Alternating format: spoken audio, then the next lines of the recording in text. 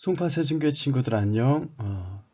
산기도를 갔다 왔네요. 금요일날 예배 끝나고 지금 들어와서 우리 말씀 같이 나눌 수 있는 교제 말씀 하려고 합니다. 오늘은 사무엘상 18장에서 6절부터 9절까지.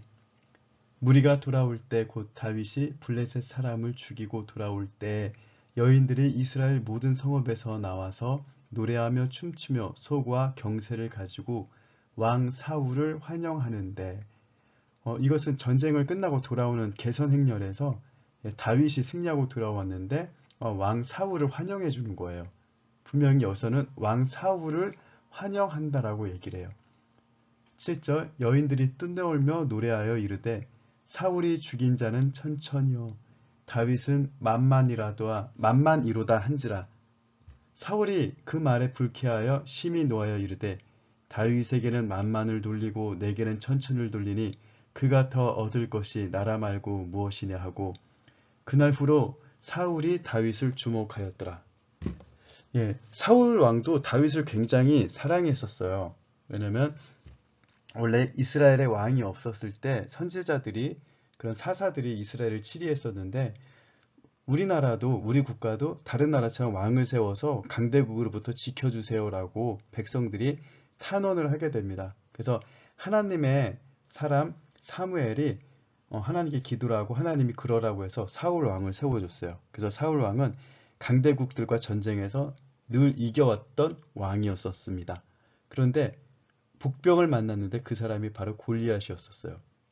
이스라엘은 이대로 망할까 싶었는데 하나님은 이스라엘과 사울 왕을 버리시지 않고 다윗과 같은 멋있는 군인을 보내주신 거예요. 장수를. 그래서 블레셋에 있는 골리앗을 쳐 죽이게 되는 거죠. 그것은 다윗의 능력이기도 하지만 다윗을 그 백성으로 두고 있는 사울의 능력인 거예요.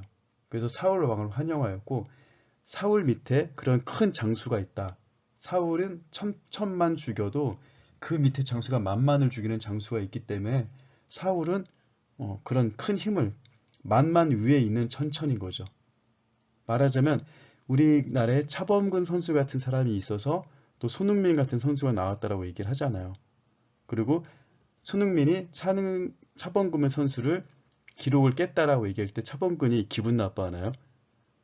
차범근 감독이 그런 만들어 놓은 길 가운데 그 후배가 클 수 있는 것을 보고 오히려 자부심을 갖겠죠.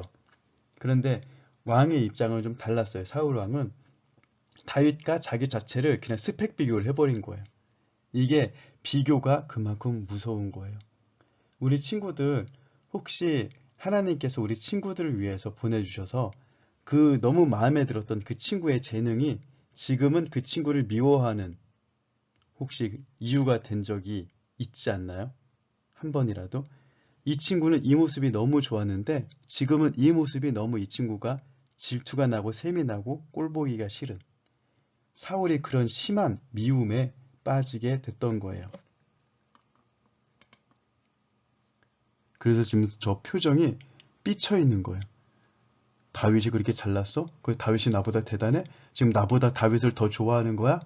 라는 그 생각만 가지고 이제 정치도 못하고 나라를 지켜야 되는데 다른 강대국부터 나라를 지키기보다는 다윗을 죽일 생각만 하고 있는 사울 왕이 되어버린 거예요.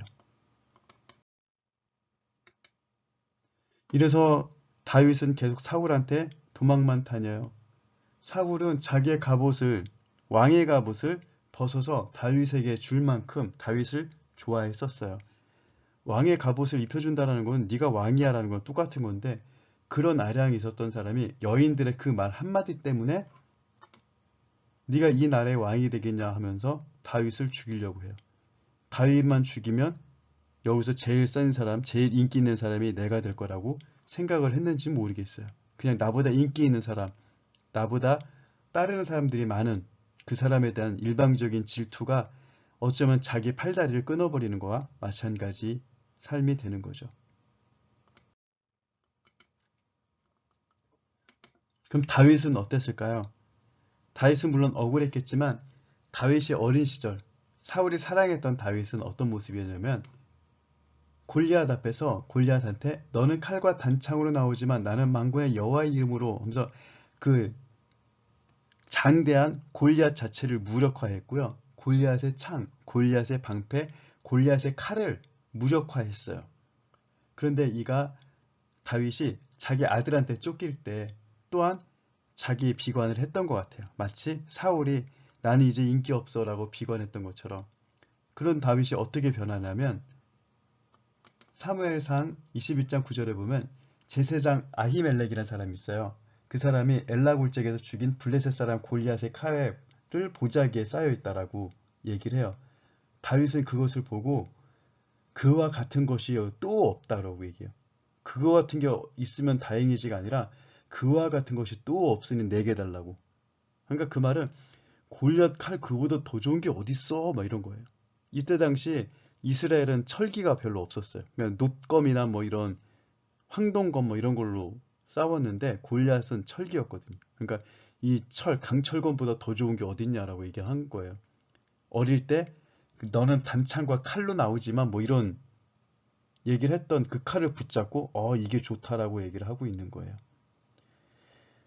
우리가 하나님을 의지하지 않고 하나님을 보내주신 사람을 의지하지 않으면 그리고 서로 협력하지 않으면 우리는 계속 내가 좋아하는 사람만 헛물캐듯 따라가고 그 사람을 끌어당기려고 하다가 질투하고 그리고 하나님의 주시는 그런 나의 능력으로 베풀어주는 그런 사람들을 경쟁하고 질투하며 뭔가 나만의 스펙을 쌓으려고 해요. 그리고 그 가운데 굉장한 외로움을 경험하게 됩니다. 우리 친구들 하나님이 붙여주셨던 아름다운 공동체 안에서 아름다운 사람들과 함께 꿈을 이루어갈 수 있는 우리 친구들 되시기 바라요. 다음 주에 만나요. 안녕.